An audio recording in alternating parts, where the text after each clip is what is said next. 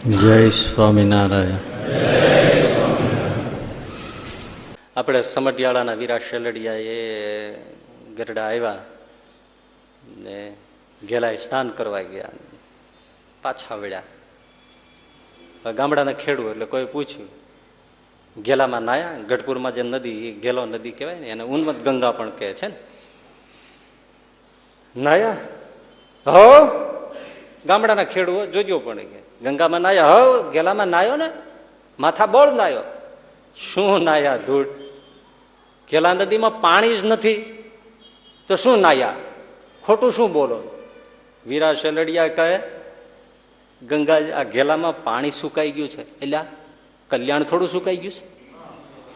ગામડાનો માણસ કે ગેલામાં પાણી સુકાઈ ગયું છે પણ કઈ કલ્યાણ થોડું સુકાઈ ગયું છે? હું તો ગેલાના પટમાં અવળો ને હવળો આવ્યો તો કે જેમાં મારો બાપ પગલા પાડ્યા અને જેમાં 500 પરમહંસો સમેત નાહ્યા,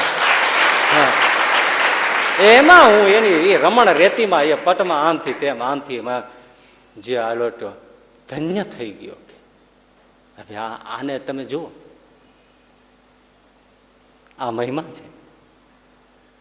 આ સાંભળ્યા પછી આપણે બોલીએ એ અલગ વસ્તુ છે, પણ આને ઉગ્યું કેવી રીતે? આપણે શું કહે, આ બધી વ્યવસ્થાઓ આવી છે, પાણી રહેવા ન દે, નહીતર બંધ ન બાંધવો જોઈએ, અમુક અમુક સમય છોડવું ન જોઈએ. નાવું હોય આપણી જેવા માંડ 5 વર્ષે 2 વર્ષે એકવાર આવતા હોય. વીરા શેલડિયાને એમ નથી થયું, અથવા ઠાકોરજીને ઠપકો નથી દીધો. એટલો બધો મહિમા છે, થોડો વરસાદ અહીં ના રખાય? કલ્યાણ થોડું સુકાઈ ગયું છે. હે, એક હરિભગત મને મળ્યા હતા.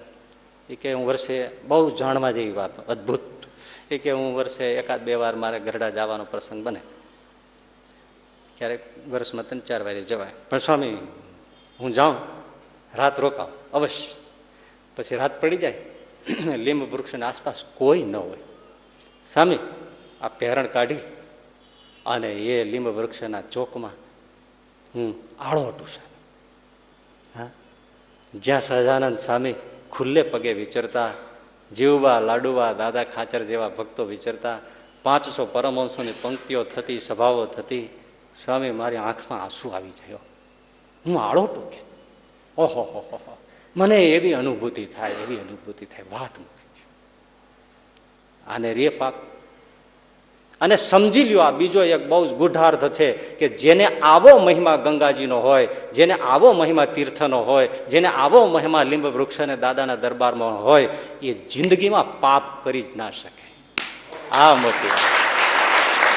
પાપ જ ન થાય તો ધોવાનું શું હોય? ભલા માણસ, લુગડું મેલું જ નથી થતું.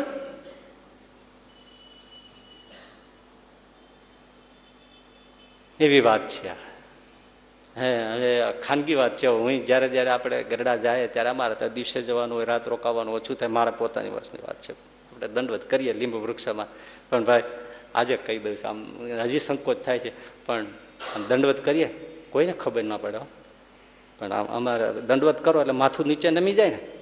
જ્યારે લીંબ વૃક્ષના એ ભૂમિમાં દંડવત કરું ત્યારે જીભથી એના કાંકરા ચાટવા માંડવો. ભાઈ કે આ ક્યાંથી,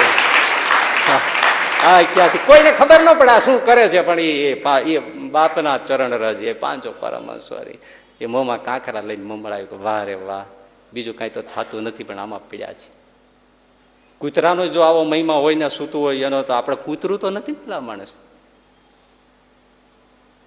અને અવશ્ય નીચે પડી ગયું હોય ને, જ્યારે જાય ત્યારે આ એક કાંકરા જીભમાં લેવા, અને બીજું એ લીંબ વૃક્ષોનું નીચે પડી ગયેલું એક પાંદડું ગમે તે પીળું સુકાઈ ગયેલું લઈ અને ચાવી જવાનું. આ આપણો જ્યારે જાય ત્યારે નહીં. આ તમને શું કામ કીધું કે આપણે બડાઈ માટે નથી, પણ મહિમા સમજાય તો તીર્થોમાં એક વાર જાઓ તો પર્યાપ્ત છે. એમ આ ભાવથી જાઓ, આખો વર્ષ શું, આખી જિંદગી તમને નશો ઉતરે નહીં કે હું ક્યાં જઈ આવ્યો છું અને મેં શું લાભ લીધો છે. એ દાદાનો દરબાર, એ લીંબ વૃક્ષ. શું એક સંત કોઈની નીચે, વૃક્ષ નીચે બેસી ગયો હોય તો તીર્થ થઈ જતું હોય, ત્યાં તો બ્રહ્માંડ આદિ અનંત આનંદ પ્રભુ. અને ઈ ગોપાળાનંદ સ્વામી, ગુણાતીતાનંદ સ્વામી, મુક્તાનંદ સ્વામી, બ્રહ્માનંદ સ્વામી, દેવાનંદ સ્વામી, નિષ્કુળાનંદ સ્વામી, પ્રેમમૂર્તિ પ્રેમાનંદ સ્વામી ક્યાં સંત મળો? એ જીવબા, એ લાડુબા ક્યાં મળે? એ જ્યાં વિચર્યા છે. પાતાળ લગી પૃથ્વી ખોદી નાખો તોય આ તીર્થ મટે નહીં. એટલે શિક્ષાપત્રીમાં કહ્યું છે તીર્થની નિંદા ન કરવી. તીર્થ પાપ વધીતા સુષુપ્ત થઈ જાય. પણ આપણી પાસે દિવ્ય ભાવ હોય તો તમારા માટે એ જ ક્ષણે તીર્થ પ્રગટ થાય છે. યાદ રાખજો. ગમે તેવી એની તીર્થોની અવદશા થઈ ગઈ હોય, પણ આપણામાં જો એ ભાવ હોય તો એ સ્વયં સુષુપ્ત તીર્થ આપણા માટે દિવ્ય રૂપે પ્રગટ થઈ જાય છે. ક્યાં પાપ રે ભાઈ?